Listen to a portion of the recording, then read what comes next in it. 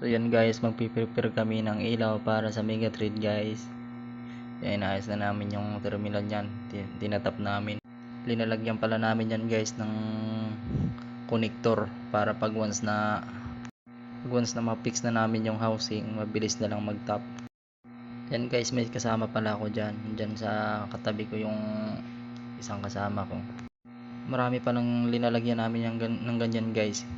Kaso lang pa unti-unti lang namin kasi 13 pa naman yung start namin. Para pag once na mag-start na kami, mabilis na lang yung pag-assemble niyan. So yan guys, ibabalik ko na yung takip para ma-testing na natin kung umiilaw siya. Yan guys, sa kabila na naman.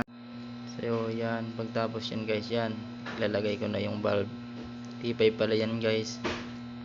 LED na yung ginagamit namin ngayon dito guys, para matipid daw sa kuryente. So yan guys, titesting na natin kung umiilaw na. Yan guys, ikot-ikot na natin. Yan guys, umiilaw na siya. Yan, liwanag niyan guys. Maliwanag na maliwanag pa sa buhay mo. Charot.